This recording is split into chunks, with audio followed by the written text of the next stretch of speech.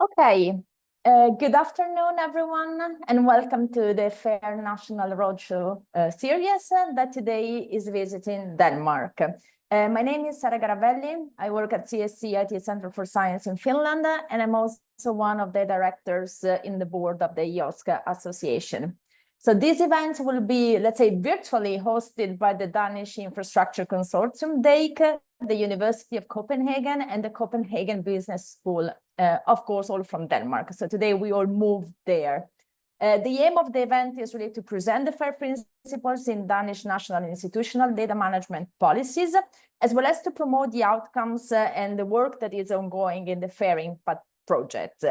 And coming to that, I want to pass the floor immediately to Sara Pitonet from Trust IT Services.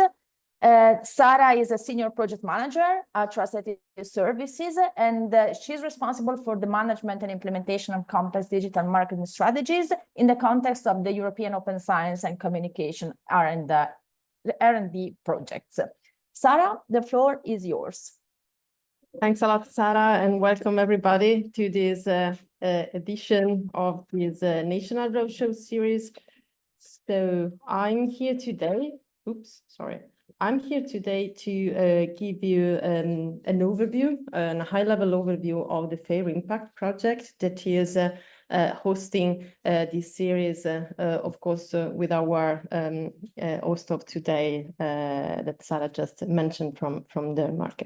So again, I'm Sara Pitonet. I'm in charge of the outreach activities of the FAIR Impact project, which is an initiative supported by the European Commission under the framework of the Horizon Europe program that started back in June 2022. So we are more than halfway through. We are two years over already, and we are approaching our last phase in the project. The initiative has brought together 20 partners from different countries in Europe with the aim of strengthening and improving the FAIR implementation practices across a number of actors, institutes in Europe and even abroad. This is the consortium that is led by DANS, the Data Archiving and Network Service for the Netherlands. And the main objectives of the project is to support the implementation of FAIR enabling practices by providing scientific communities, research performing organizations, national level initiatives with a number of instruments that range from solutions, tools, technologies, but also guidelines and methodologies and mechanisms for implementing the FAIR principles across the entire research data value chain. So here is the overview of how the project is structured in terms of work packages, for those who are familiar with the terms. But maybe these pictures helps you understand the main action lines where FAIR Impact is actually active. So the support that the communities are receiving via FAIR Impact activities relate to the implementation and the evolution of persistent identifiers, the work on metadata and ontologies across communities and at community level, work on metrics and certification for FAIR assessment, plus interoperability aspects that span across all the phases. So we address legal interoperability as well as software interoperability and data, of course, interoperability. Then we have a work package, which is number 2, which is dedicated to implement a series of adoption mechanisms. That's why the project has run an open call series, thanks to which many different individuals and institutes received target support. And you'll see later on that the last open call opportunity is currently open. in order to show and work with communities on the implementation of the FAIR principles, a number of use cases are being developed. They are cross-domain and cross-disciplinary use cases. They cover the main areas that I mentioned before, where the project is working. So again, metrics, FAIR assessment, PIDs, and metadata and vocabularies. Across a number of thematic areas that span from social science and humanities, cultural and nutrient science, life science, agri-food. So I invite you to browse the use cases that are already available. You can access them on the website, because you can find the ones that are of interest for you according to all the technical aspects addressed, all the domains where they are implemented. Then one of the key activities that the project is running to ensure collaboration in this field, because collaboration is a must, is a series of synchronization force workshops. We run 3 editions. We are at the last edition, and actually the last meeting of the series is taking place next week. So if you hadn't the chance to join, I invite you to look at the outcomes of the previous edition, and if possible, maybe join the next week one, because this series aimed really at assessing the status of the implementation of the FAIR principles across projects and entities in Europe, organizations, and initiatives. This will feed a white paper that will come out at the end of the year, with further recommendations on how, where to go, let's say, over the next months and years, with respect to the support to the mechanisms for ensuring FAIR practices are really implemented at the EOSC and in general in open research in Europe. We also work to identify tools that can facilitate the life of researchers in implementing FAIR practices, and we have compiled a catalog with some of them. We have 45 resources there so far, grouped by guidelines, metadata and ontologies, software, or a little bit of training materials that can be used or reused or adapted to further implement FAIR practices. And if there is time today, I'll be happy to guide you a little bit through the catalog. Where we have now, so as said, we are in our 3rd year of the project. We will conclude our activities in May 2025. We have 11 deliverables, milestones, and other materials, which, I mean, what you need to know is that all these deliverables are open and address researchers mainly and research performing organizations. So they are not just for the Commission, but actually they are documents available with practical guidelines that you can already browse. We also have some policy briefs, and now the project is really looking into on the sustainability of the materials released, because ensuring their evolution is fundamental, and that's why we are also reaching out to communities in Europe like you that you're with us today, to make sure that these are relevant, commented, and utilized by the expected users. This is an overview of those who received support thanks to FAIR Impact. So through the 4 open calls that run so far, we supported both with financial instruments and with in-kind support more than 280 participants, individuals from 121 teams across different aspects. So in using signposting solutions, using rock rate technologies, or we have a program now running for supporting national level initiatives, implementing data management plans at national level. So there is a broad range of support that we delivered, and there is still time to apply to the last one, again, which will offer a mix of supporting activities via some financial support. So we have an open call open now, which will end, I believe it's been moved to early December, the deadline. So just check on our website, and next week also there is a a webinar explaining the scope and mechanism to apply for this one-to-one targeted support. We have a Zenodo community where you can find all the documents, guidelines, and materials that have been released.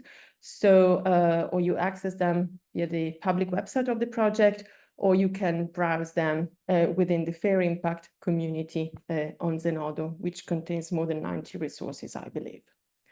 And I'll stop here, and I'll be happy to respond to any questions later if needed.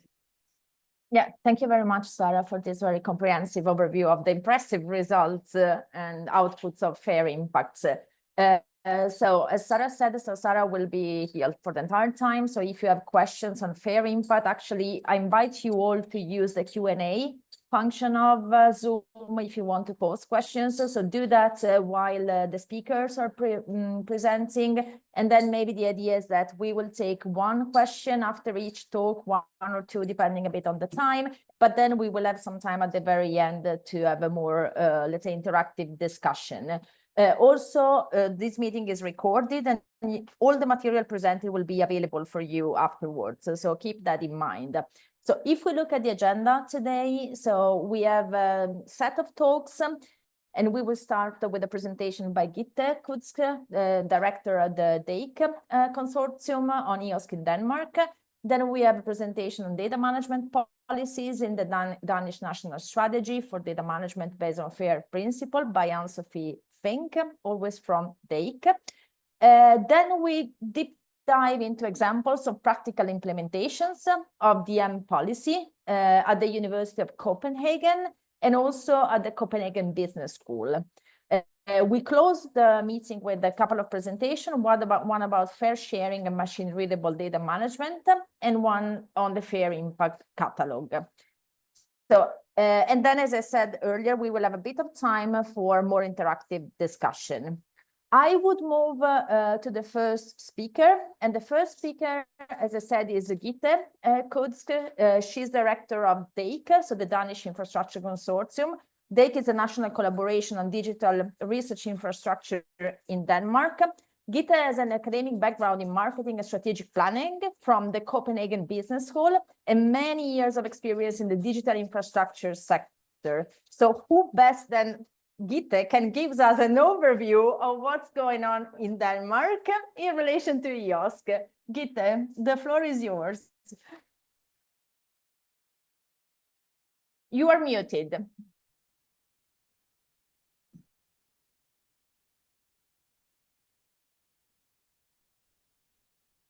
Now is it now? Yeah. Okay. Well, thank you, Sarah, for that introduction.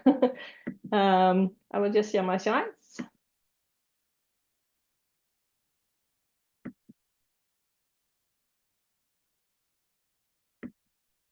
We see them in presentation mode, Could change, but I think they are still. And we see the other screen. If you have two screens, we'll still see. Oh. Now it's all back. Let's see. I will do it the other way. Sorry. We did have a rehearsal and it worked, but no worries. Let's see if I can find you. There.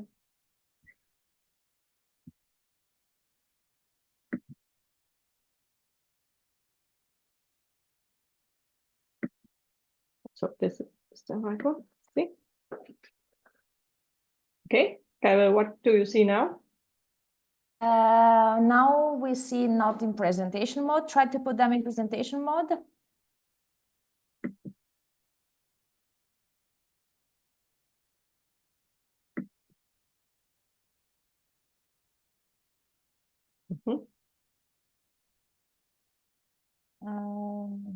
We still see them not in presentation mode, but I suggest that if it's not possible to fix it, we can see the slide, so I can read the slide. So go ahead this way. Yep. Or if you wish, I can present from my side.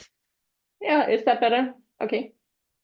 As you wish. Okay, give me a second. Oh, stop sharing. Mhm. Mhm.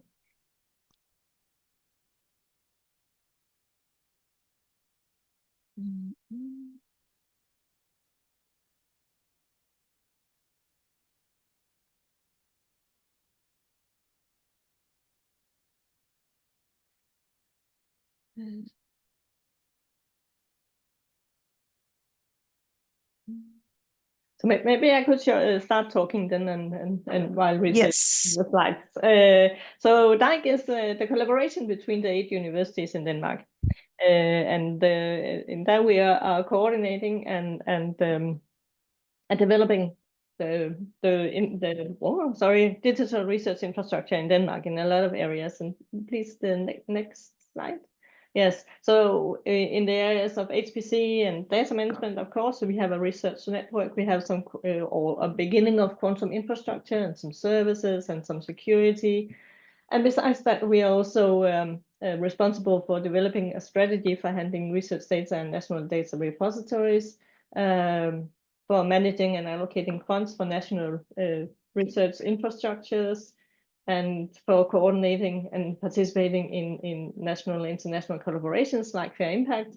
And also we have a role in advising the Minister of Education and Research on this area. So next slide, please. So what do we do in data management at national level through DeiC? Well, we have this national strategy for data management based on FAIR principles that Anne-Sophie will give a more thorough introduction to later. We have all the universities in Denmark have a research data management network where we participate, but it's organized by the universities. And then we have a collaboration with the universities on existing and common data management infrastructures. That's what DeiC do. So we have that. And then we have an advisory forum on data management. They advise the DeiC board on the development and has representatives from the 8 universities. Next slide. So what do we do in EASC? Well, we are part of several projects, really. In EASC Association, we are the national mandated member, DeiC. And we have 2 infrastructures coming up in Denmark. We're going to launch them within the next couple of months. And they are both designed to interact with the European development. We hope that more universities in time will engage more in the EASC calls and related areas, and we are trying to tell what calls are open and what we can do together, or the universities themselves. We participate in several EASC projects, Fair Impact, of course, EASC in Trust, Submerge, and Skills for EASC, and I'll get back to those. And then we also participate in some of the Euro HPC, DAU projects, like we're part of the LUMI Consortium, and we have a competence center, and we are part of the Epicure project. Yes, so we get back to what we do in each of the projects. I'm starting with Fair Impact, where we are active in almost all work packages and focus on being a coordination and support actions. And that means that we have a very good position to disseminate the possibilities of the projects to our Danish community. What we have had of concrete national impact, we have one successful applicant to one of the support calls. And I think maybe that's Marie, but I don't know real now. And then we have one of the Danish Fair Impact champions, Richard Jens, who will be speaking later. And then we try to tell what all the possibilities in the Fair Impact, how can the universities engage in through our different networks. And then we also, DeiC has a position as a knowledge broker towards the universities and the international. So we also try very much on working on that. Next slide. We are also engaged in the EASC and Trust with it's about enabling research on sensitive data and bringing data together within and across domains in health and finance, which is a very challenging thing due to the controls put in place of the sensitive data. And then Trust could offer a concrete anchoring point as a thematic or national EASC node. So the main deliverables are blueprint architecture for a trusted research environment, TAs, a European network enabling research projects using connectivity between TAs with the focus on sensitive data management and HPC processing.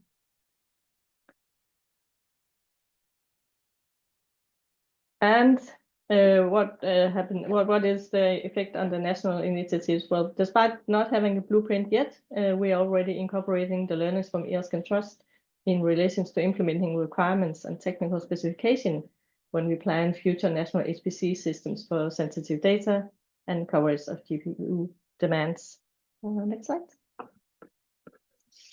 Okay, well, then we're also involved in Skills for ERSC, where we have a more coordinating role together with the 7 of the universities.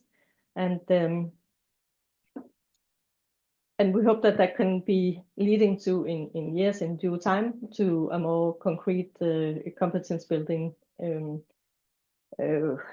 collaboration in Denmark on the national fair strategy.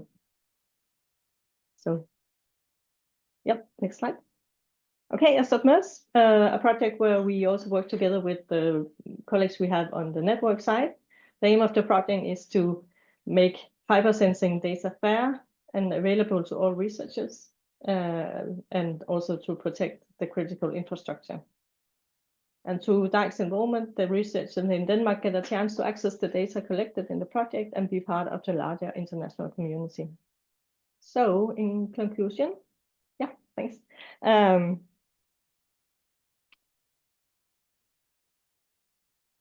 Well, in Denmark, ERSC is working, our activities in ERSC is working to strengthen the international alignment in terms of technical compatibility, interoperability, standards, practices, and policies within the benefit of the researchers. And the reason we exist as a national research infrastructure is to support the optimization of research, and it also all the activities we do in ERSC related areas is supporting our vision to give the Danish researchers access to infrastructures, enabling research at a high international level. That is the conclusion. So thank you. Thank you very much, Gitte, for the presentation. I am checking if there are questions, but I haven't seen any. Maybe I can ask you a question, because these days we always hear about nodes in ERSC. What is the DeiC view on that? Do you have any plans or ideas or anything? Yeah, we are looking into. We just got the acceptance of our board here this week, actually, in the beginning of this week, to work towards an ERSC node to find out more. What is it? What does it imply? What can we do? But also with the mandate to maybe not be first movers here, but close up, so second movers. So, but we're working on it, and we'll get more engaged now that we actually have the mandate, and it's very much supported by our ministry. That's an excellent news, I think, especially for the first reason that you mentioned, to really start to get your hands dirty and see whether this is really useful, what is the value that can bring also to the countries. So I think it's an excellent thing. Okay, I mean, we can go back to other questions at the very end, if any, but then otherwise I suggest we move to the next speaker, always from DeiC, Anne-Sophie Fink, that she will tell us about data management policies in the Danish National Strategy for Data Management based on the FAIR principles. Anne-Sophie is the head of DeiC Data Management, and she has worked for DeiC since 2020. She has a background in the social sciences and a PhD in contemporary history. Data management, alignment of research practices, and support with the FAIR principles and data dissemination and reuse have been the main drivers for her work. Formerly also in the Danish Data Archives, the Danish National Archives, and now in DeiC. And again, who else can tell us about data management policies? Anne-Sophie, please, the floor is yours. Thank you, Sarah. Let me just share. Does it look right? Yes, perfect. Okay, very good.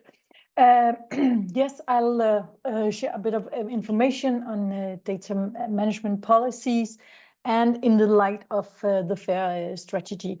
Thank you for this opportunity. And this reminds me, and then you saw also the sort of the picture of the national strategy in Gitte's slide. And I think next time really think about that we have a nice cover page, because it looks a bit not that's promising.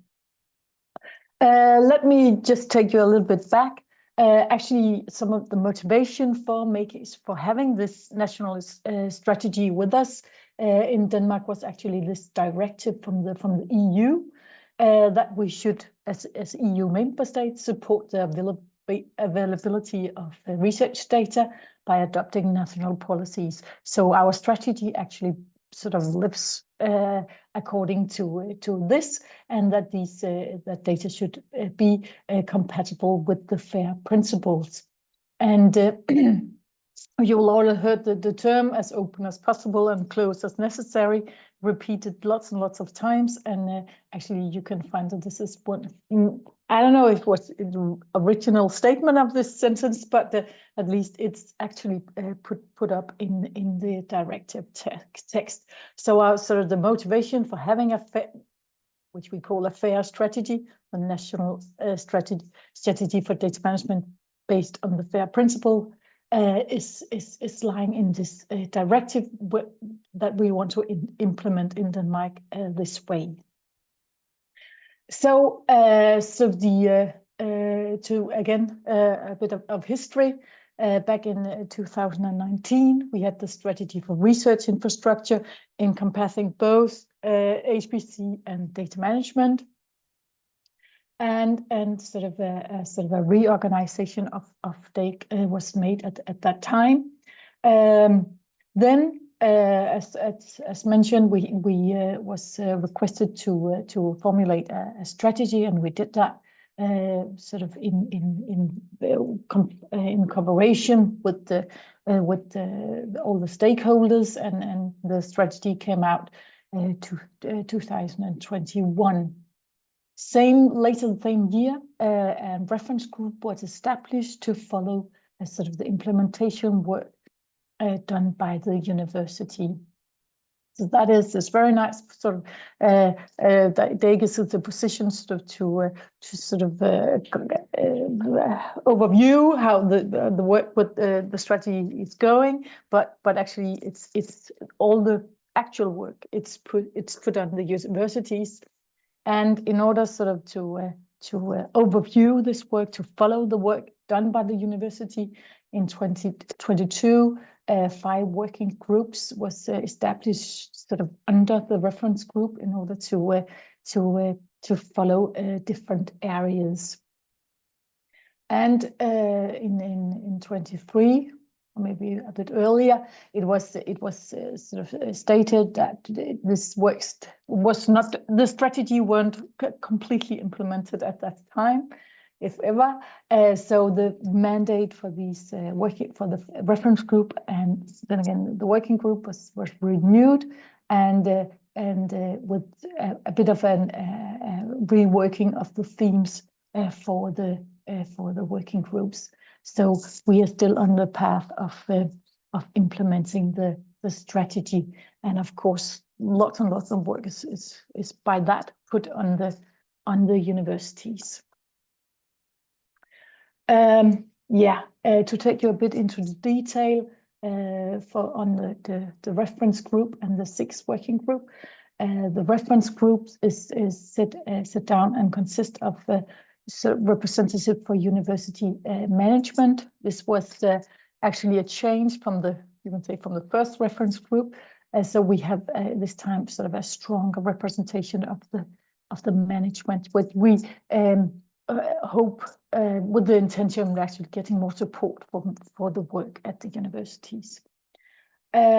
We have the 6 groups, working groups, consisting of, you can say, experts in the field, and they are appointed by the Danish universities.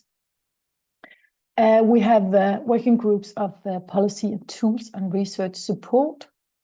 We have a working group of what we call FAIR infrastructure.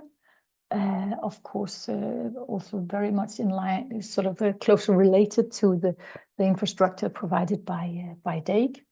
We have a working group focusing on financial planning with a representation from the funders in Denmark. Actually, a very important point in this work, that to have the funders to take up the FAIR principles.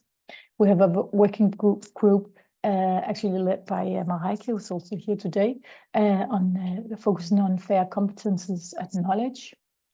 Working group E on security aspects for FAIR data.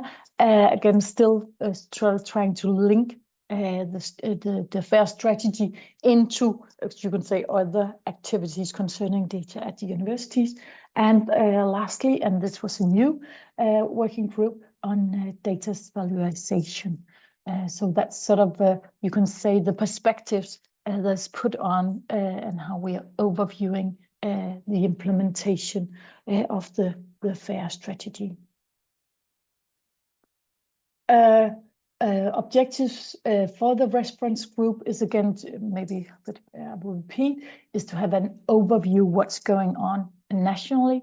Actually, you can only push actually by words, you can say, and but of course still it is to see how the implementation of the strategy is progressing.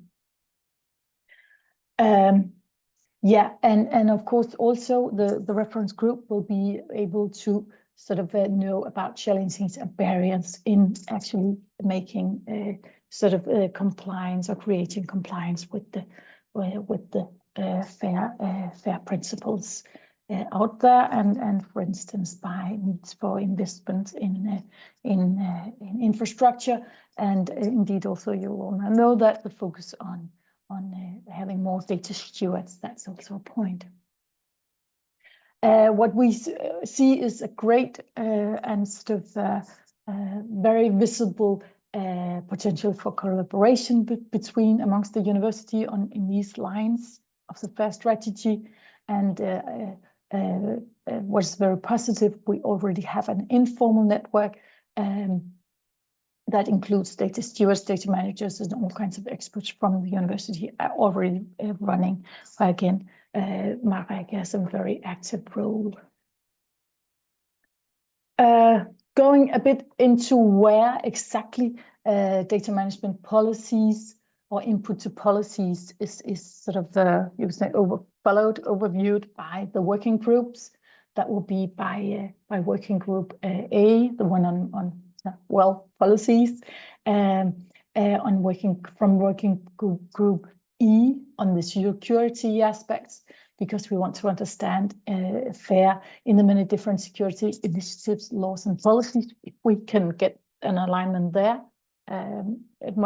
some momentum will be found. Also in the working group F, about the valuation, where we want to summarize the universities and also other institutions like the National Archives and Royal Libraries policies relating to how value of data is determined. So that's sort of going into this from the perspective of data management policies. Focusing firstly on the policies and tools and research support for data management. Again, the working group A, we tend to use these words quite a lot. The working group is requested to focus on how do different disciplines implement the FAIR principles in research practice. And then the group itself has formulated how actually to do this. And that will be, for instance, by having actions on how do the policies affect the daily work with data management and data sharing. How do researchers in practice collaborate, and which tools are available. So this would be a way when the working group will come down with a report, sort of describing how is this going at the universities. Another focus area for the work on policies, tools, and research support is what policies and motivating supportive measures exist to support access to and reuse of research data, including PIDs, very important thing here. And the action is suggested by the working group is to have selection of universities and relevant research institution to have a compilation of their data management policies and identification of motivating and supporting initiatives. So how are we really supporting this sort of implementation again of the strategy out there? And a bit of, I think this is quite as it's sort of a good way to get into this, is actually look at how the GDPR regulations and guides on disclosure of personal data is sort of connected to the promotion of fair methods. Is there some conflict there, or maybe some momentum? Going into a bit more on one of the other working group mentioned on the security aspects and how we can sort of combine this or connect this with the FAIR principle. We have this focus areas, kind of better understanding of the spectrum of the data sensitivity be achieved. And again, not only seeing sensitivity as being for the personal data, but all data with all kind of restrictions, what that could be made. For instance, as we all hear very much dual use, but all kind of restrictions in focus here. And I think that's a very sort of what should I say? A difficult question, kind of broadly accepted understanding of the concept of data sensitivity be established. So would all researchers know how they could judge the sensitivity of their data? Or if it's not possible, can we make some guiding principles that can help them to sort of classify or point to how sensitive their data are?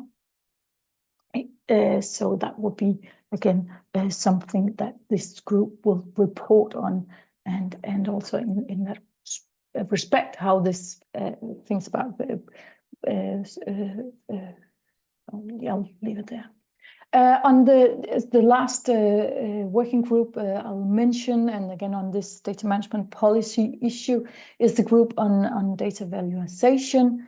And the focus area there is what criteria for data value could be curation and economics model do local, national, and international data storage services use to assess data preservation rationale and economics and sustainability.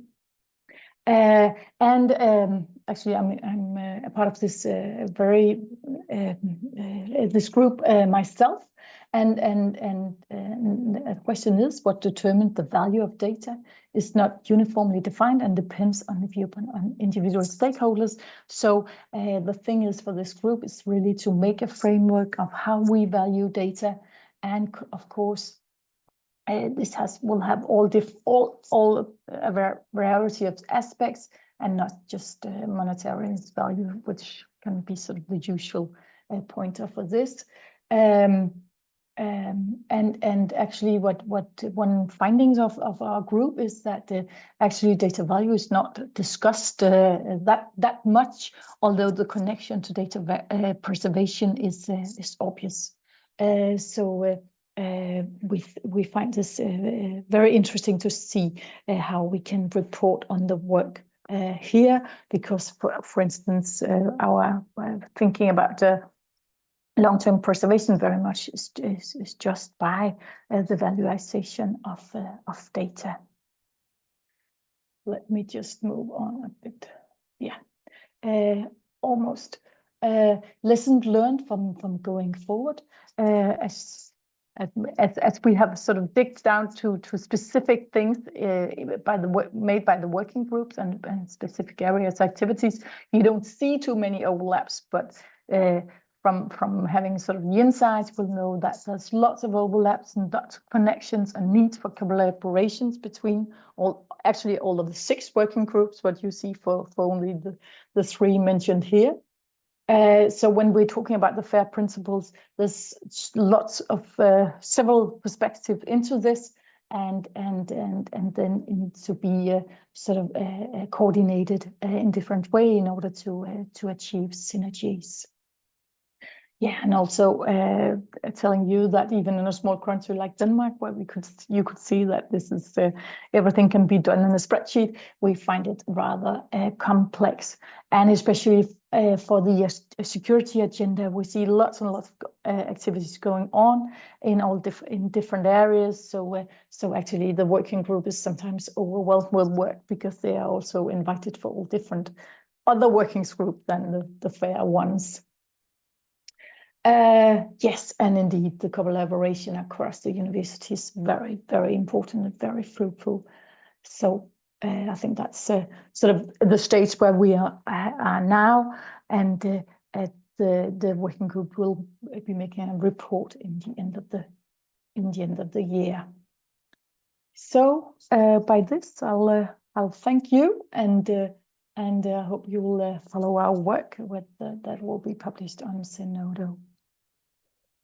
Thank you very much, Anne-Sophie, and congratulations for all the things that you're doing. I mean, it's really a lot.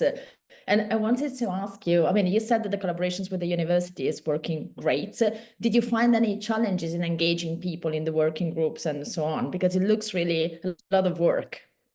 First of all, we need to really stress that this work is done by people working by the expert at the universities.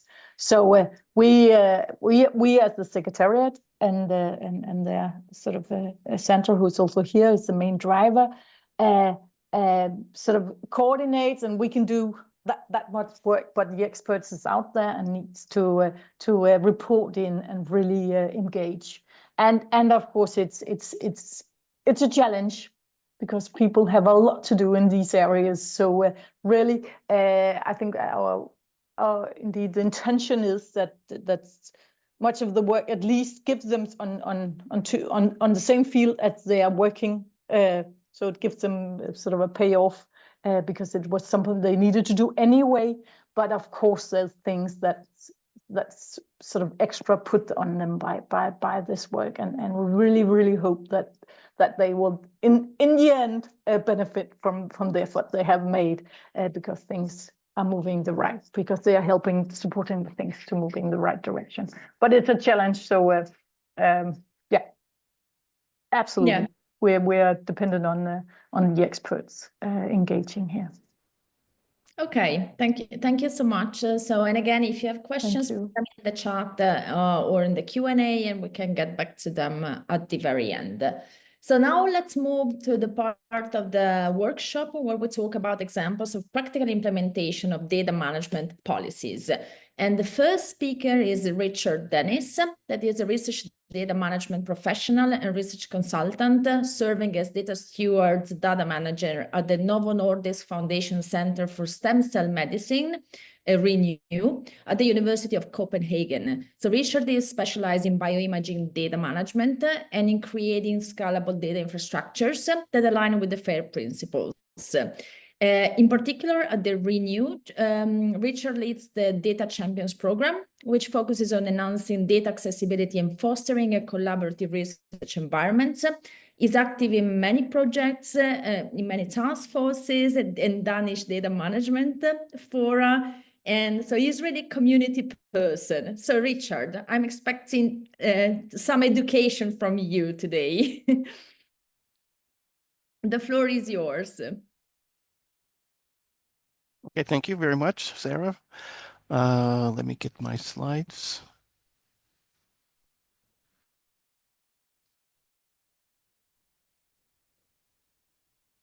And perfect. Okay. Again, thank you very much, Sarah, and thank you very much for inviting me to present. I need to turn that off. Okay, great. Yeah, as Sarah has said, my speakers or my talk is going to be on the examples of practical implementation of the data management policy at the University of Copenhagen. and it's split into two pieces. One is the success stories, and with success stories come challenges.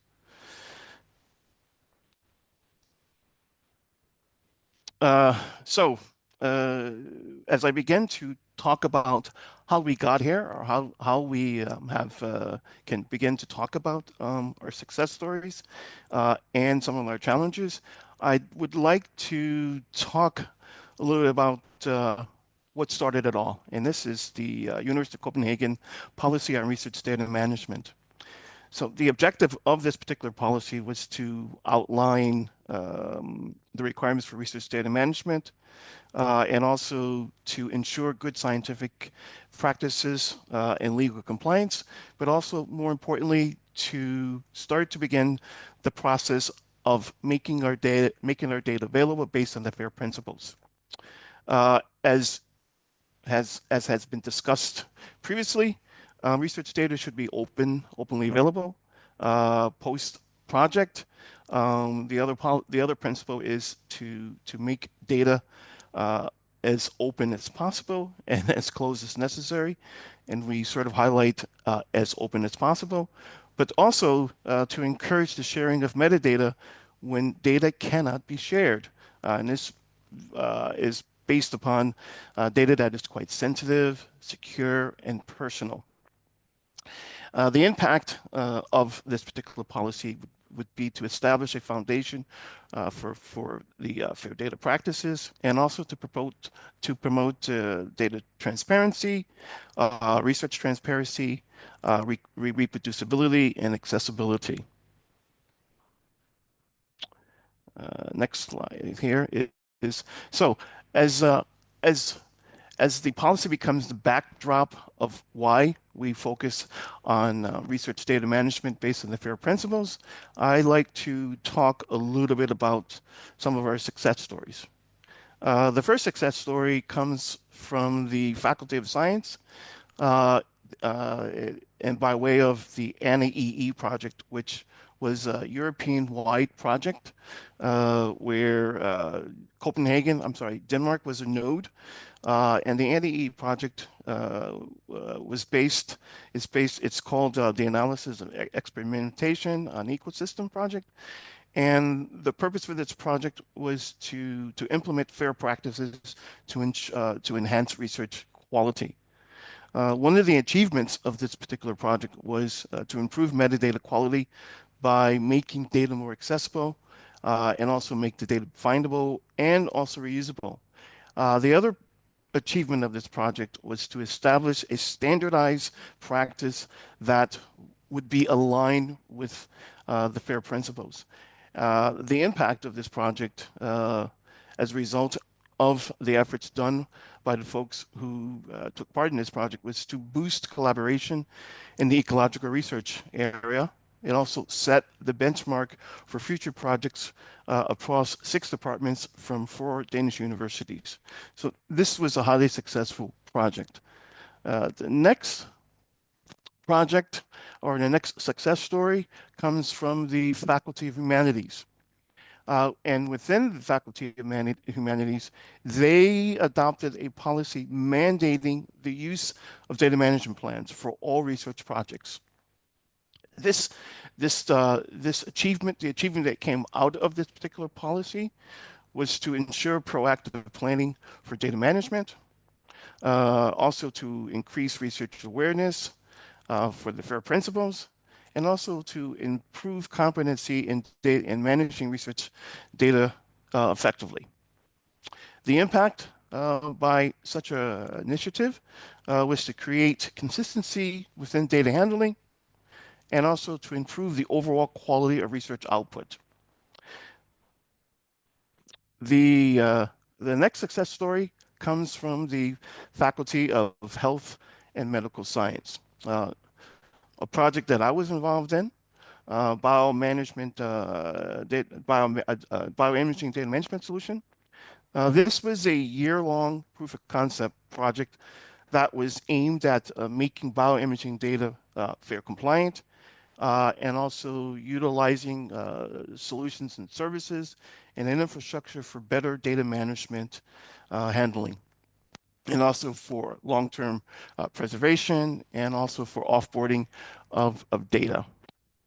One of the achievements within this project was to develop a fair, compliant data management system. It also allows researchers within the institute to automate metadata collection directly from the microscopes. And it also added the ability to allow the researchers to manually add metadata entry for completeness of metadata and management of the images within the solution. The impact from this project is to enhance accessibility and readability of bioimaging data, and also, more importantly, support advanced medical research. So the next success story comes by way of the planned REDCap platform implementation. This is a project that has just been approved by the university, by the faculty of SUN, and it's a collaborative project which would involve University of Copenhagen, the Faculty of Health and Medical Science, Research IT, and KUIT. So this is one of the. We hope that this becomes sort of the blueprint going forward of how we provide research data management services and to make the data within the university fair.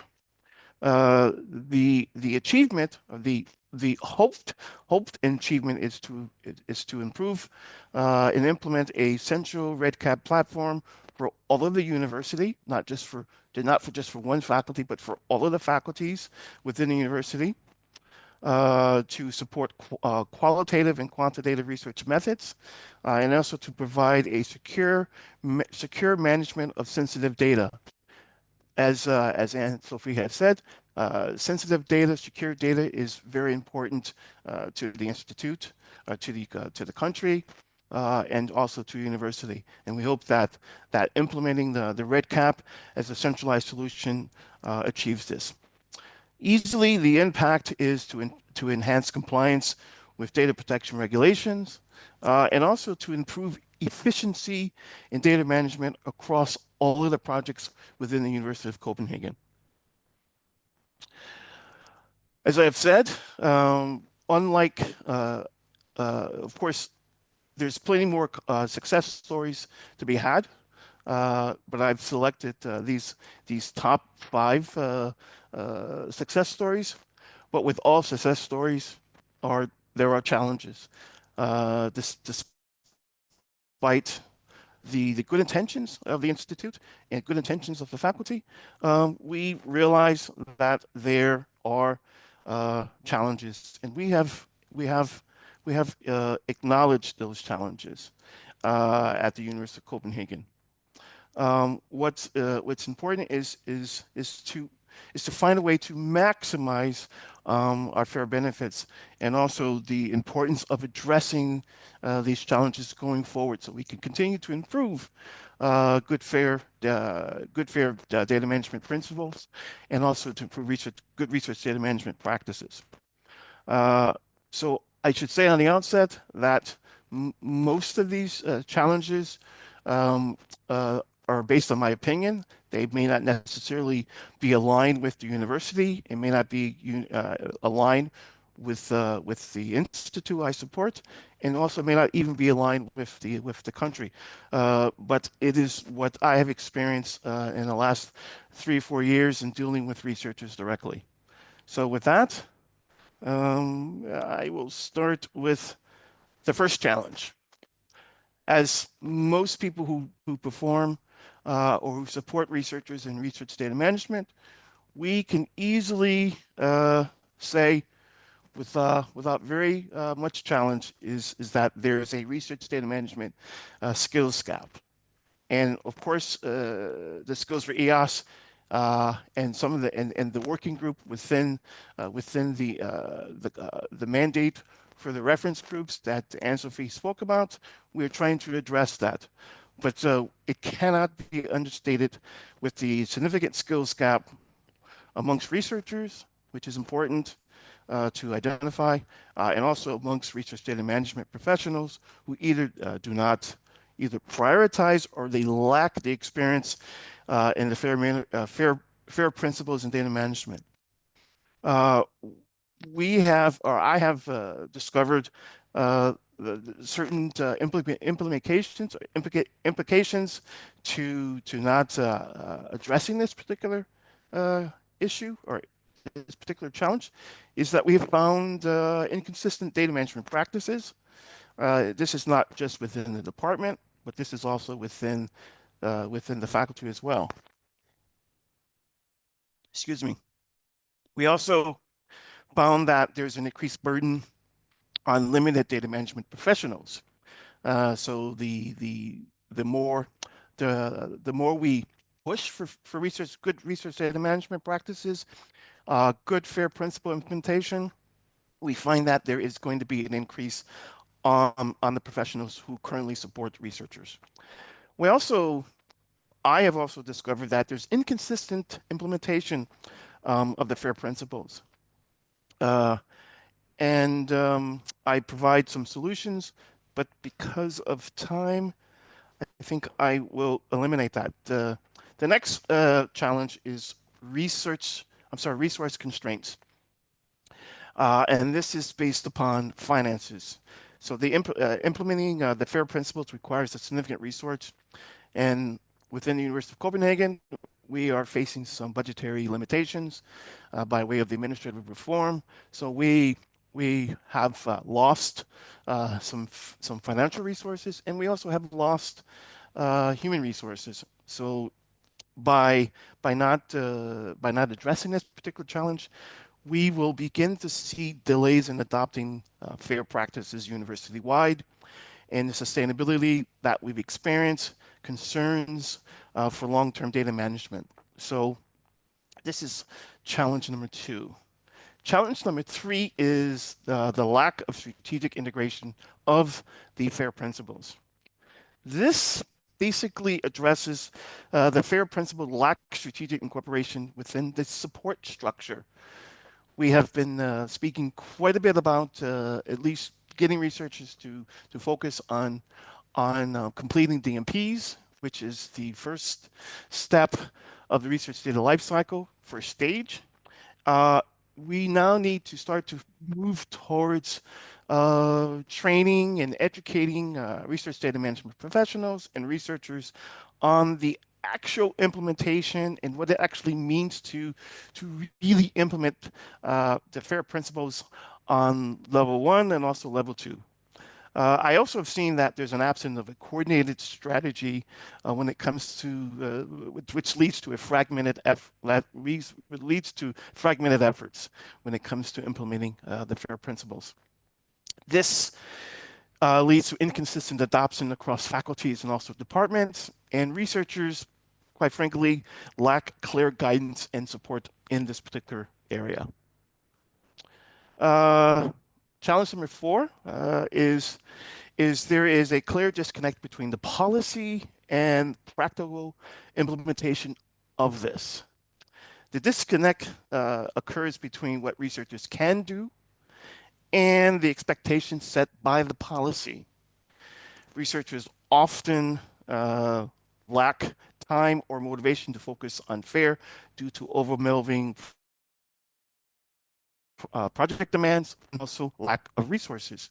There is a reluctance to invest in FAIR despite recognizing its importance due to financial constraints. The implementation of not tackling this particular challenge, the researchers feel unsupported, and FAIR principles are not fully integrated into the daily workflow processes.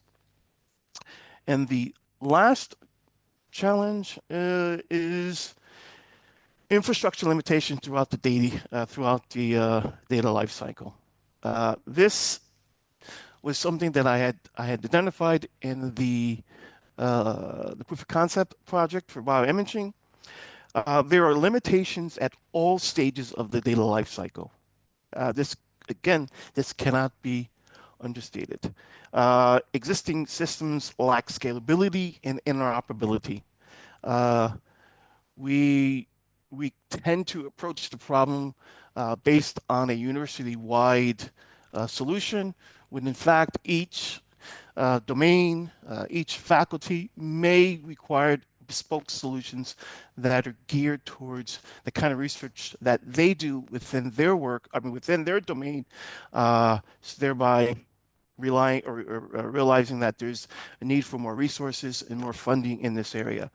The implication of not addressing this is challenging in storing, processing, and sharing data according to the FAIR standards, and inefficiencies and potential data loss.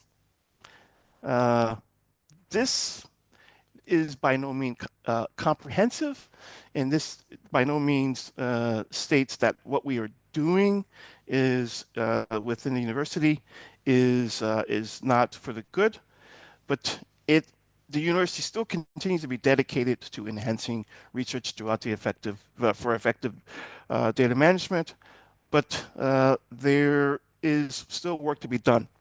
The university desires to be a leader in fair data management, benefiting the research community, and I believe the commitment is there. It's just that the resources, the time to do this requires more investment.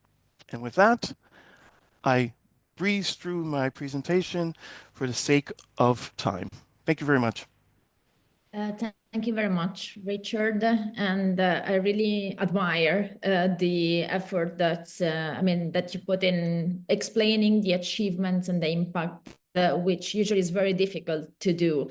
And the question that your speech triggered to me is that when you were reflecting on the challenges, clearly resources is one of the challenges. And do you think that the problem there is that because it's because it is very difficult to quantify a return of investments in investing in FAIR? So it's because we are not able to attach a concrete number, easy to calculate. That's why it's so difficult to maybe convince the management or the funders to invest more. Is it that the problem? Oh, well, I don't think I can answer that question within the time allotted. I would, I'm certainly mindful that there's an audience here, and most of my comments were based on personal investigation and personal experience. But I would certainly say that one of the things that really comes out to me is that there is this disconnect between coming up with a policy, and I think policies are absolutely important in terms of what we're trying to do and what we're trying to accomplish, but the policies do not reflect resources behind it. Resources in terms of human resources, in terms of financial resources, in terms of solutions and services behind that. If you come up with a policy, you really need to, in parallel, have solutions, resources, and support to support that policy. Otherwise, the policy becomes just a piece of paper and something that we can hold up with actually not having anything substantial behind that. That's my short answer to that. Yeah, thank you so much. And we have also another interesting question in the chat, but I suggest that I want to give the floor to the next speaker, because I'm sure that she will also tackle challenges, and then we take the question from the chat. The next speaker, so she will also give us examples of practical implementation from the perspective of the Copenhagen Business School. And the next speaker is Marijke Bus, Senior Advisor and Research Data Management at Copenhagen Business School. So Marijke has a background in linguistic and communication studies, and she's a Research Data Management Senior Advisor, as I said before. She offers RDM support for researchers and students, and also she drives strategic RDM initiatives. And also she's engaged in a number of institutional, national, and global initiatives dealing with data management. Marijke, the floor is yours. Thank you very much, Sarah. I will share my screen. and I hope you can see the correct one. Yeah, Yes. so thanks also to Richard, and this was actually a good sequence, having first Richard speak and then put me on, and you will see in a little while why that is. I will talk about policy, fair data management policy implementation at Copenhagen Business School, which is my home university. And when I accepted to present, I had hoped that I could present some more results, but unfortunately, as things sometimes go, we haven't come as far as we wished. So I will talk a lot about the process, and I hope that will also yield some insights for those of you listening to this webinar. So let me start by giving some background on my home institution. Not that I would want to walk you through all these numbers, but I want to give you some feel for the context that we are looking at. So we are a minor institution, even though we are very renowned as a business school worldwide. We are in the Danish university landscape, one of the minor institutions with 1,800 staff in total, thereof roughly 900 academic staff if you count PhD students with, and we have around 20,000 students, 1/4 of them international, 11 departments, and we offer a lot of different education, also for not only for younger students, but also for professionals. And this is the strategy, and I wanted to include this slide also in order to give you a feel for CBS as a business university. So we are not only looking at business topics in the straightest sense, but we have a look at these bigger societal challenges, and these are topics that that you can see that are of importance to our research, but also our education. Now, how is research data management organized? Again, I don't want to go into the details, but just give you a feel. So I earlier said we have around 900 academic staff, but we have 2.5 full-time equivalents, so 2.5 persons supporting research data management and HPC. So I'm the one full-time support staff, and then I have a colleague who's full-time supporting HPC. He's a data scientist, and there is, of course, a lot of overlap, and we can also work together. But that's a lot of load on 2 people. Luckily, we're not alone, but we're working closely with the colleagues from IT that are supporting researchers, and the colleagues from legal, as well as the research support office that is helping with external grant acquisition. We also try, since we are few people, and maybe this may sound paradox, but to me it makes a lot of sense. We are very engaged in all kinds of national and international projects and initiatives, and the reason is because we are few, we need to rely on all the smart colleagues from other places and bring knowledge home that we then can implement. So that's why we are broadly engaged, as you can see, even though we are very few.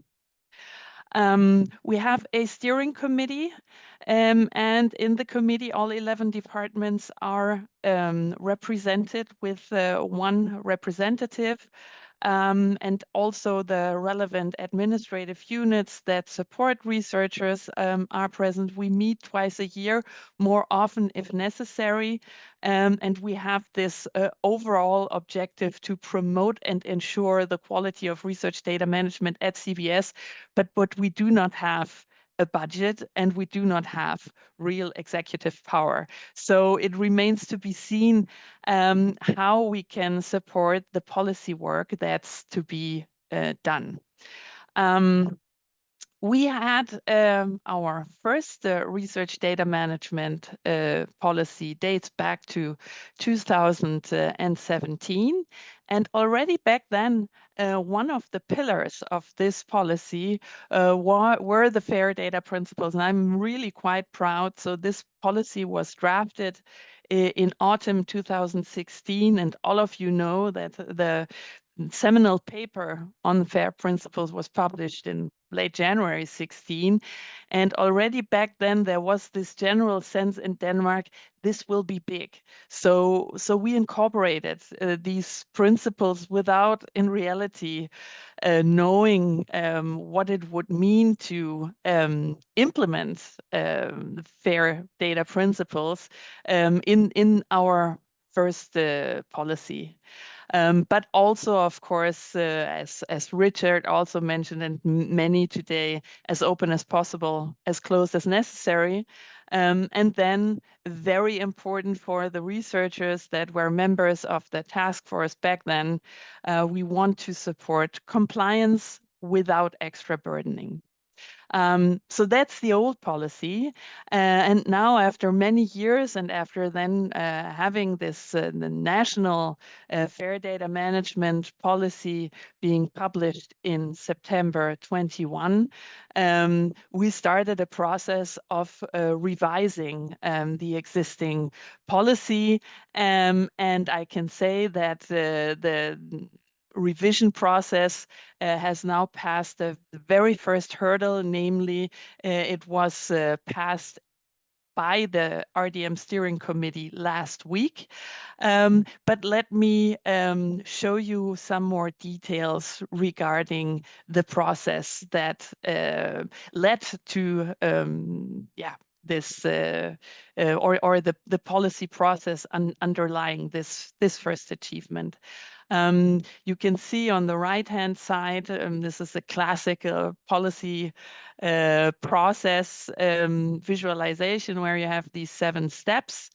And the 4 that are a bit darker shade are the ones that we've managed, and the 3 lighter shades are the ones that lie ahead. Issue identification didn't take long. I mean, we were mandated by the national strategy to implement its key principles into our local data management policy. And just to remind all of you, so what are the key principles formulated in our national strategy? These are these 6 spelled out in much more detail in the actual document, but you can sense the spirit. On the one hand, we are encouraged, or strongly encouraged, to support the FAIR principles, but in point 2, according to disciplines, so acknowledging differences between disciplines. So these 2, just keep them in mind, and then again, if you're looking at in more detail at the first principle, data management must support the FAIR principles. Here, for us, very important was this kind of what we call internally minimum viable fairness. So at least we need for all data an identifier and metadata. So this is something that we will have to achieve. And when the national strategy was in hearing internally, we heard these kinds of comments. So of course, I mean, from the outside, you may think that CBS is quite homogeneous, and we are, because, I mean, it's social sciences all the way through the organization. But there are differences, and these differences are very important for our different communities to have acknowledged also in policy work. So acknowledging the diverse research disciplines and traditions was one, and acknowledging diversity, this was one important point. The other thing, avoid a strict top-down implementation. This may also come as a surprise for some of you, but even though we are a business school and this may seem to lead to people kind of being at ease in bureaucratic structures, that's not necessarily the case for CBS, where the freedom of the individual departments is highly valued. So we have to acknowledge a bit of leeway and freedom to interpret a institutional policy locally. Yeah, and maybe the last point, avoid micromanagement and bureaucratization. This is in the same spirit as mentioned before. Okay, how did we want to achieve that? So we set down a task force that represented all methodological approaches at CBS. That was important for us in order to have the different perspectives giving input on the policy formulation. And then we used the University of Copenhagen's RDM policy as a reference policy text, but our old policy, of course, as well. Our discussions during the formulation process were wide-spanned. So we were discussing what is actually data for CBS researchers and who should be in scope for the policy. Only researchers and research support staff, or also students? We opted for this broad scope, also including students. Then very thorny question of rights to data. Can we say something specific about that? And I will show you how we navigated around this topic. Then we wanted to highlight that data management is a process. Data security was introduced as a important topic by our information security officer. And of course, also all the developments around us in the world, they highlighted the necessity of including this. Publishing fair data as an important focus area, but acknowledging the possibility of minimum viable fairness, disciplinary diversity, and clear assignment of responsibilities. Overall, this was the structure of our old policy. The new policy, as you can see, is much broader in scope. And what I would like to highlight are two sections. The section 3 on roles and responsibilities, where we clearly, for all stakeholder groups within the university, define what their responsibilities are, and the two appendices on rights to data. We have one explaining the legal basis for rights to data within Denmark, and then we have a second appendix describing use cases, examples. But the bottom line is we cannot come to an a priori decision on who has rights to data, the university or the individual researchers, but this is something that has to be discussed on a case-by-case basis, which will create a lot of work for our legal department, of course. In terms of the details in relation to the research data lifecycle, you can again see a much finer granularity in the 2024 policy than in the old one. And again, how we try to highlight data security as an important point, first thing to take care of when entering the active research phase, but then also, again, the processual character of all data management activities. So we don't talk about data management plans, we talk about planning, and this on purpose. Let's put it like that. So this is what we have achieved. This policy has taken the first hurdle and will now go into an organization-wide consultation phase, where it will be discussed in different organs, and last but not least, hopefully bill will be adopted by senior management, and then the actual implementation phase will follow. So what are our thoughts on that?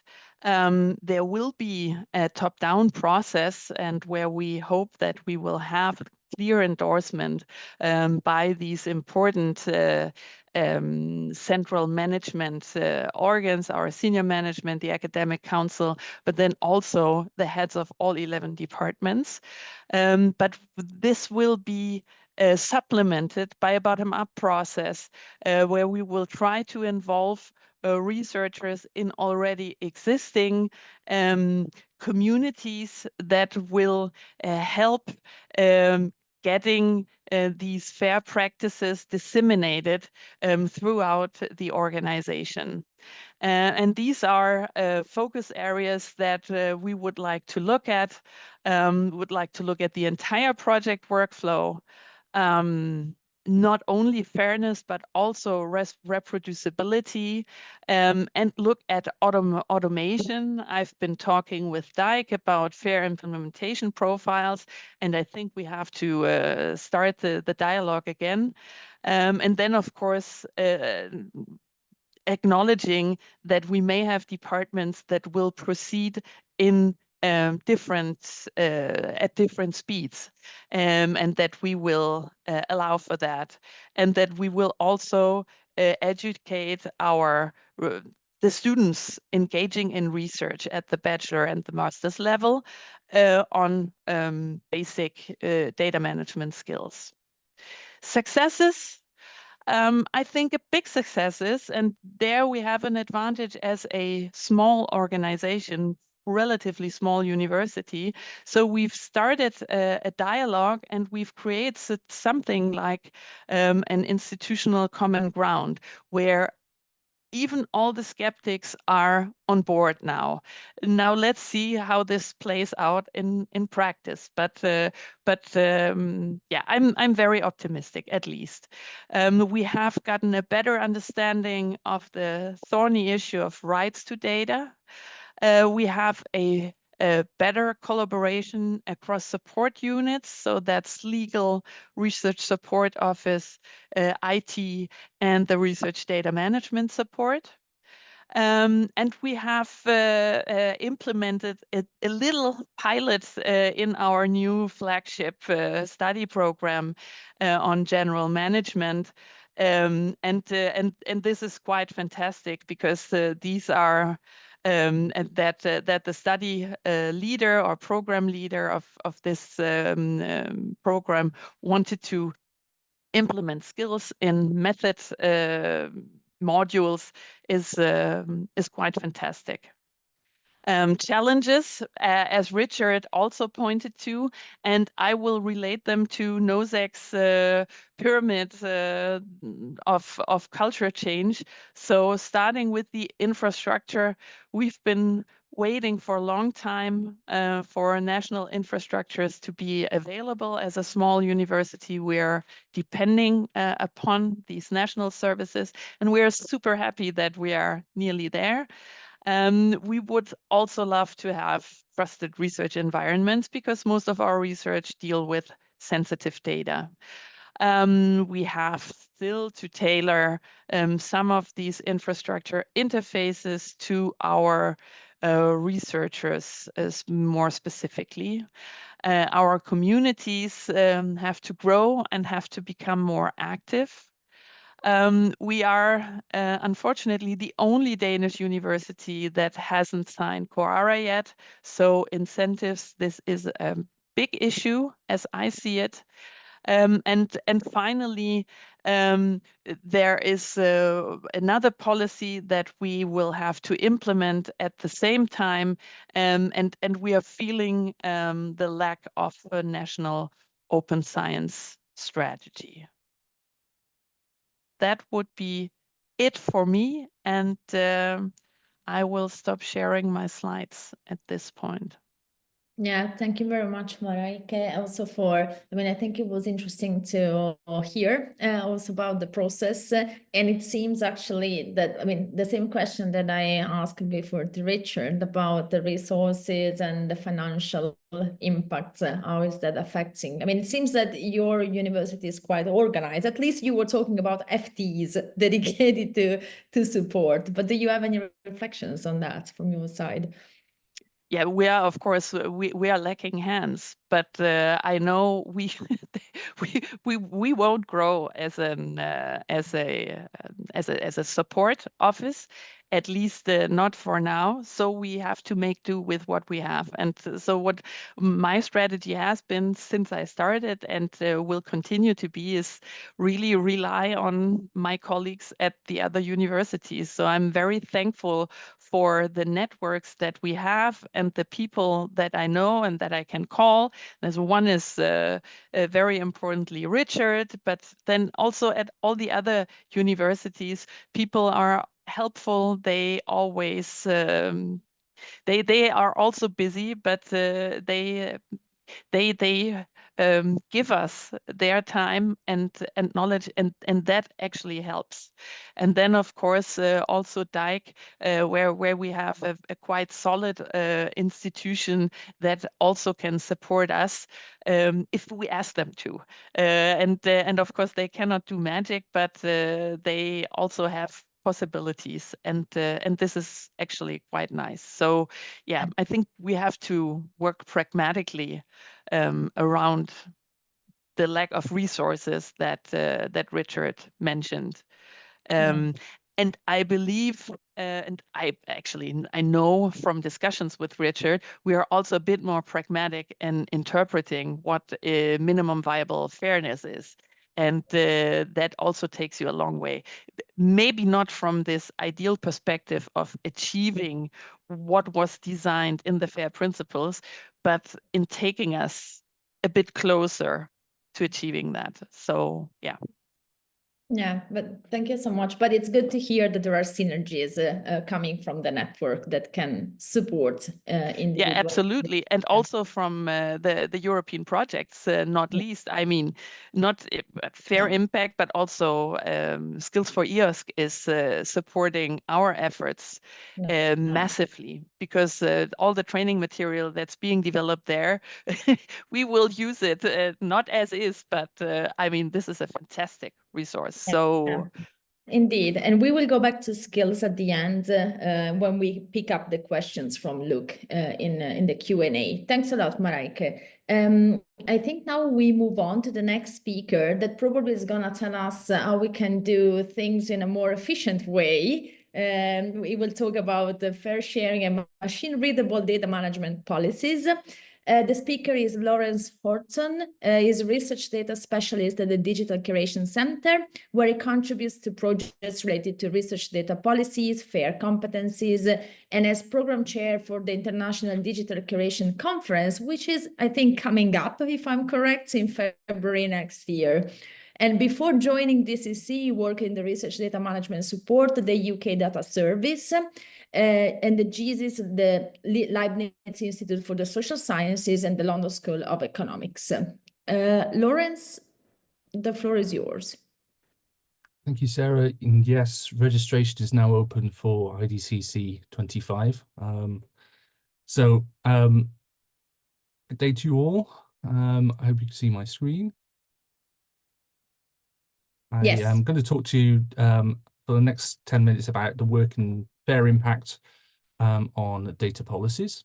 So this is a collaboration between Fair Impact and Fair Sharing under Route 2 of the project. So Route 2 is suitable for those who are more advanced in their fair enabling journey and ready to test specific tools and approaches, in this case, fair sharing and the fair data policy checklist. So there's money available to support participants in this call, around €4,000, and they're expected to give around 8 days worth of effort. So it's not life-changing sums or commitments, but hopefully enough to support some time investment in participation on top of their existing working responsibilities. And this was the second call during the Fair Impact project, and it ran over this summer from end of May to September. So the focus in this strand was on improving the availability and machine readability of data policies with fair sharing. And the rationale behind it is to try and collate data policies into fair sharing and to help provide an overview of the policy landscape as it is now, but also how it changes over time. And that in turn can help with raising awareness of what's in these policies and also providing a resource to help those trying to write or revise them. So there was 8 successful applications for participation in this from a range of European Union and Horizon EU associated countries.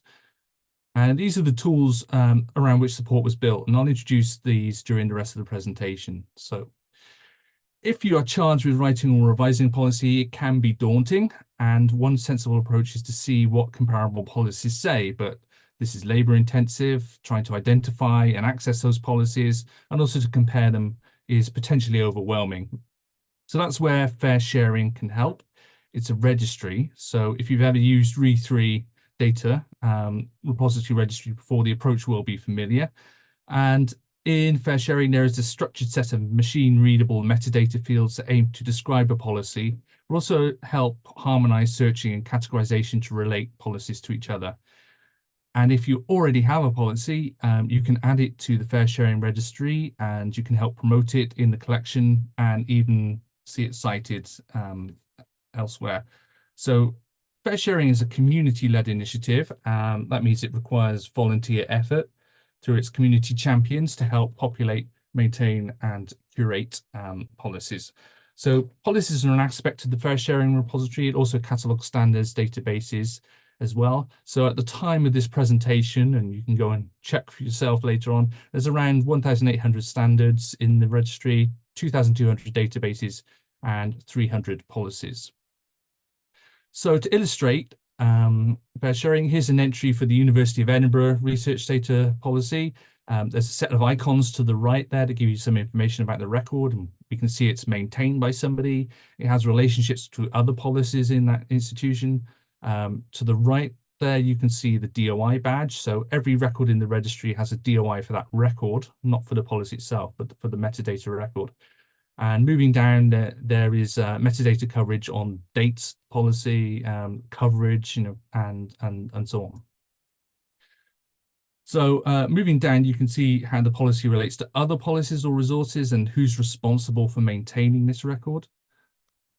And lastly, there is information describing the content of the policy in a more structured fashion, and that allows us to compare this policy with other policies. And there are more fields than I've shown here. I just got this as an example. I didn't really want to rely on doing a live demonstration. So there's more fields than are shown here. So please do look around the registry for other examples. So you can see from this, and I've already mentioned the number, that there is room for more institutional data policies in the registry.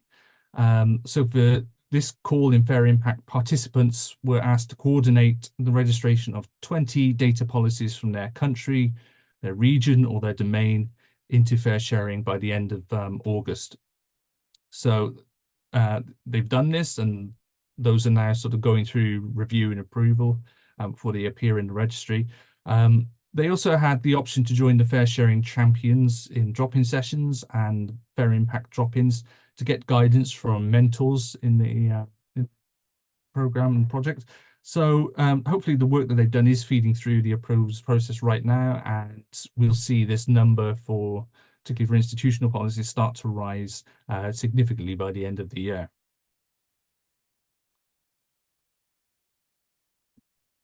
So the other resource in this strand is the Fair Enabling Data Policy Checklist. And this was developed, during the Fair's Fair project, which was the project that ran before Fair Impact, finished a couple of years ago. And this checklist was designed as a way to evaluate the fairness of a data policy or a policy. So again, it's a useful tool for those writing, evaluating, or comparing research data policies in a structured way, and an example of how to get tools working together.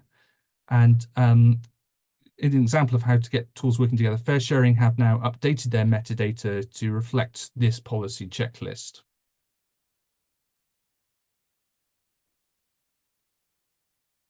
So there's 3 sections to the checklist. There's one on the context of the policy.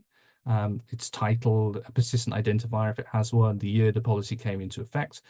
And the main part of the checklist focuses on the content of the policy. So suggested and required aspects of research data management and data sharing. And in the final section, there is section there that addresses support for adhering with the policy. So particularly around compliance monitoring, are there sanctions mentioned in the policy for not complying, or a process mentioned in the policy for ensuring compliance?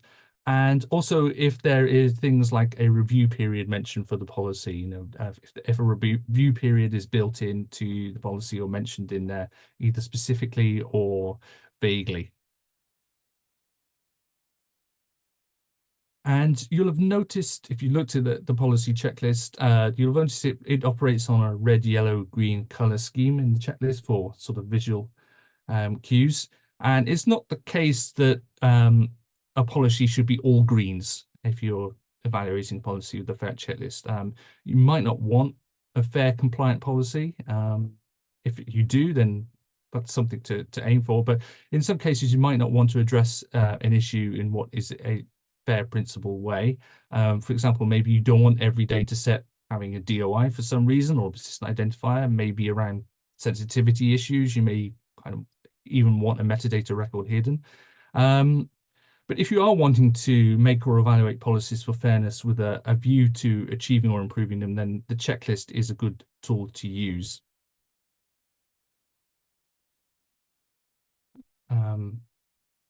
So yeah, here's some tips on how to use the tool effectively. It's good to have more than one assessor and compare assessments and discuss differences. Sometimes there are different interpretations depending on who's looking at it. So it's good to kind of have that double process.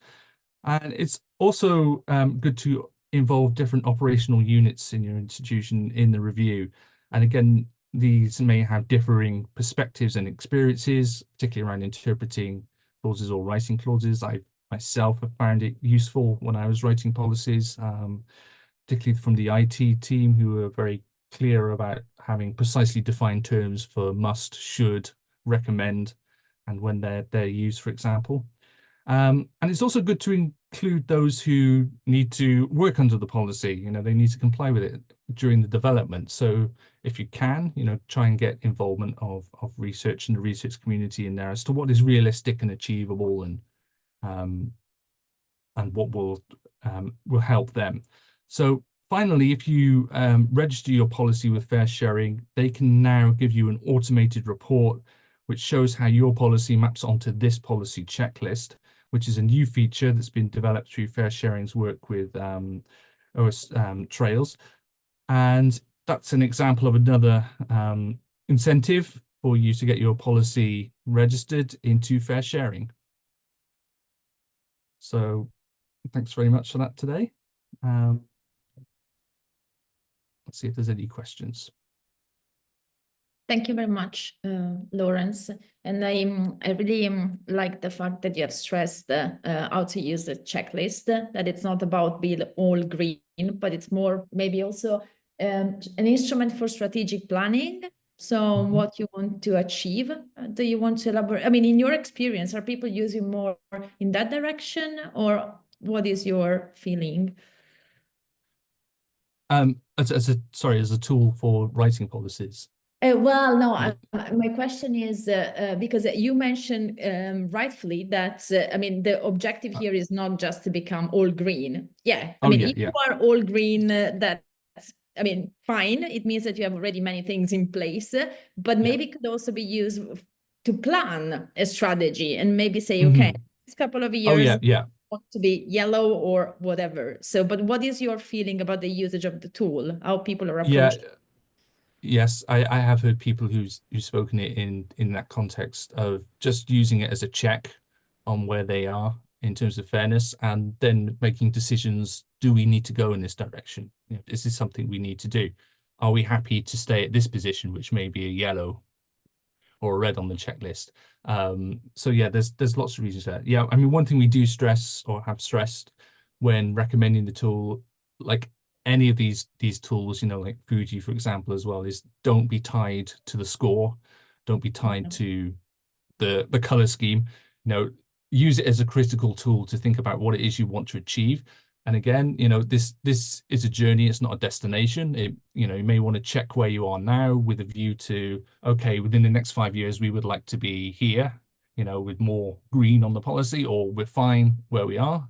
And you know, we'll look again in a couple of years' time. So yes, to answer your question, yes, people do use it for those purposes, which is good. That's another intended use for it. Okay, thank you very much. So I think we move to the last talk of today from Sara Pitonet about the Fair Impact Fair Implementation Catalog. Sara. Yeah, thanks a lot. I'll be pretty brief, and instead of having a presentation, I'll guide you very quickly through the catalog that we have built. So I hope you can see my screen. So basically, what Fair Impact did, one of the activities we did is to set up a fair implementation framework to guide users at different levels in the path to really ensure that what they do is fair. So again, following a collaborative approach, cross-checking the instruments they're using, reviewing the different steps needed. And as part of this framework, which is available for download to everybody, there is a catalog of resources where we started compiling a list of different instruments and items that can support researchers in the daily work in the search of, let's say, fairness practices. The catalog was built first with a desktop research activity with leveraging the knowledge of the partners in the Fair Impact Consortium and the experts. We have the champions. I mean, like Danish is one of our champions, for instance, or other projects that we are working with. And together with the providers, so we built some categories to facilitate the search of the materials by the users. So now it contains 45 resources. Of course, it's a continuous evolving tool. We are open to receive new input and suggestions. And for that, actually, there is even a form that you can use to suggest a resource. So we group them by scientific domain, while I must say that the majority are really domain agnostic, I mean, and can refer to different domains.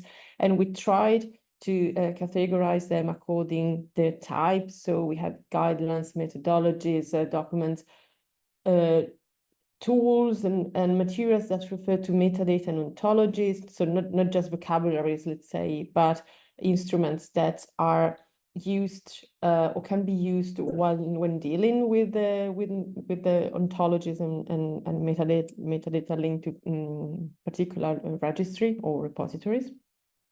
Software and tools, or again training materials. And then we define them by the users, those who should actually have an interest in using these instruments. looking at very broad categories. Okay, so we looked into instruments for data service providers, or let's say for RPOs at all level. There are some that target international communities, so with a broader aspect, or specific for national repository or service managers. But again, in the analysis, what we came out with is some are really overlapping and serve more than one category. So, I mean, looking at what we listen today. So, for instance, if you just do a search, of course, fair sharing is listed there, and each of the resources provides some entry-level information and then a link to actually access the resource where it is hosted or shared. In some cases, they are available via GitHub or Zenodo. It depends on the type. With the additional materials that are offered by the resource, such as educational materials, training, supporting materials. So this catalog is thought again as an entry level, let's say, list of materials that we hope can facilitate the distribution of knowledge that is already out there. And of course, it's not static, so it will evolve, and we hope that it will do so. I can leave you the link in the chat, and you can all browse it. Yeah, thank you very much, Sarah. So I suggest, because we have 10 minutes roughly still available, I really want to go back to the question that Luke put in the chat. And maybe, Luke, I don't know if you want to ask the question yourself, if you want to unmute yourself. Otherwise, do you want to do that?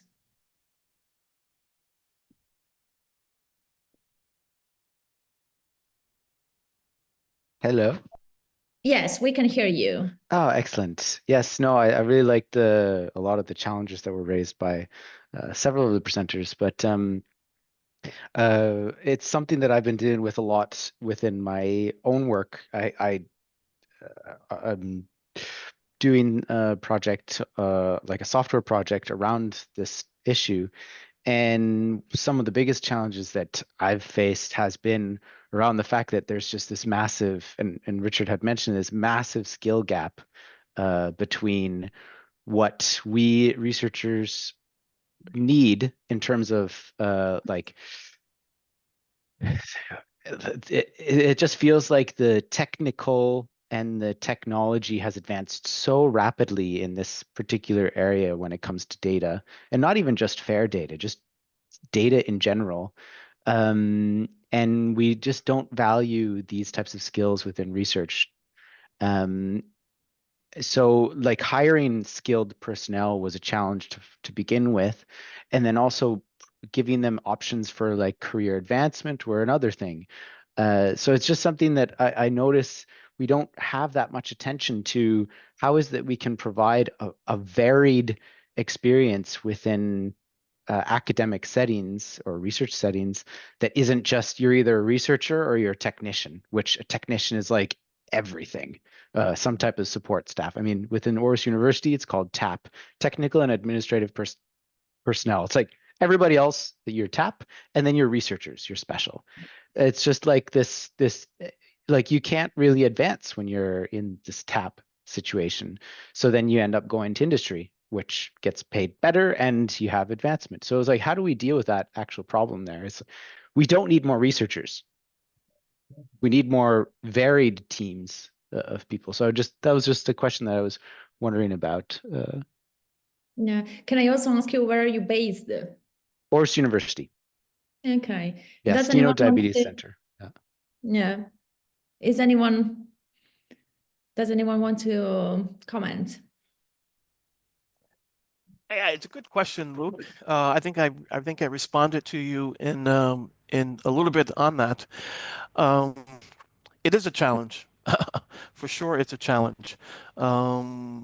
I think University of Southern Denmark is trying to tackle that very issue, and I think the University of Copenhagen is actually trying to tackle that issue with coming up with new programs, new curricula to address some of the shortages that we actually have here in Denmark.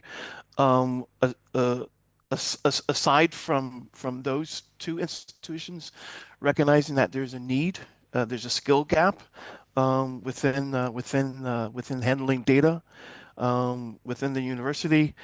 Just as Mareka have said, and just as Anne Sophie has said, we will have to be very good at collaborating with each other, communicating with each other, and the other thing is starting to get a little more closer to the researcher, and leverage some of the EU projects that we're in.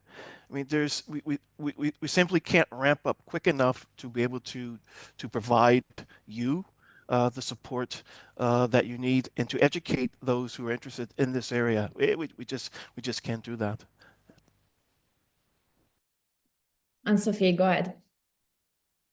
Yeah, just to add to what Richard said, and I can't really give the answer right, but just to add that for Aalborg University, they have now data steward for all different domains. So like one for science, but at least it's a way to start. So I really think we have also to follow and how much how much this actually can provide of support, because of course it's very limited resources for a whole domain. So we need to let's follow that, and also, but that's maybe a bigger discussion. That's the thing about that. Maybe for instance, when you write for articles, that you also have the sort of the technical personnel also mentioned in your articles. I don't know how this would help, but maybe somehow it could. So I think that was what I would like to add. Thanks. Mareka? Yeah, I was. I think Luke, you're making a very important point, and regarding the limited possibilities of advancement. So once you are caught in this TAP universe, it's so where do you go from there? And maybe you go to industry, and we've seen that in the network, in the national network. Where do people go once they feel they've reached some kind of wall? Well, they move to industry, and I think it's really a pity, but I think. Yeah, I don't believe that we can do anything about that. First, when the universities, when it will really hurt, that they will do something about that. Until then, I don't believe that anything will change, because this is not acknowledged, it's not seen, and it's not acknowledged as a problem, especially by senior management, and they could do something about that. They don't see it, and they don't move. No, thanks, Mareka. It's a bit like climate change, right? Richard. Yeah, it's true. I mean, I think the decision making level. I think they have really communicated the importance of research data management. They are starting to communicate the importance of long-term preservation. But these are terminologies that are very easy to state, very easy to say, very easy to communicate when you're when you're in your network or with your contemporary in group, but they are very difficult to implement in a university setting, and really point to success stories, which which we actually had to do here. So it's really difficult. I would add that we should really look towards what the Netherlands are doing, what the Dutch are doing. They're really leading the way when it comes to data stewards, professionalizing it, having a really strong network, and providing career advancements for this area. And it's true. I mean, I've been tempted myself many times to leave the university setting for greener pasture over into the private sector, but I also know that you know, I sell my soul to the devil by doing so, and I would be chasing riches rather than you know, rather than really making an impact, which is why I'm still here, because I know that the people here can make an impact. But it's very disheartening, though, I should say. Yeah, thanks a lot. So we have one hand raised, and I want to give the floor to Freya quickly because we are running out of time. But please, Freya, go ahead. Hello, can you hear me? Yeah, we can. Okay, thank you. Actually, Anne-Sophie just mentioned data stewards at Aalborg University, and well, I am a data steward at Aalborg University, and that is correct. We have 4 faculties and data steward, each assigned to each faculty, and we are located in the IT department, so we're both data stewards, data managers, and also data scientists who offers research support. And we have data management courses for all the PhD students. Not mandatory, but we offer it. I'm not saying that we have all the solutions to everything, but I think we're really doing our best. Thank you very much, Freya, for your contribution to this conversation. And unfortunately, we need to close this. So I want to thank all the speakers, and I pass the floor to Sarah for the final words. Thanks a lot. Thank you all. So it was indeed another really interesting roadshow. So we really invite you to stay tuned. I mean, the activities do not stop. Actually, we are also visiting the Netherlands, since Richard just mentioned that, for something similar but in presence, end of October. I just invite you, if not, to register to our newsletter, because, as I mentioned, you'll get information on the upcoming support programs and the recent open calls, but there will be more occasions to meet and also work towards this direction of growing skills or building new skills that can drive the new era of data management practitioners and data stewards. So with that, I thank you all, and the recordings of this event will be online soon, so feel free also to share them, and I wish you all a pleasant afternoon. Bye, everyone. Bye. Thank you. Bye. Thank you. Yeah.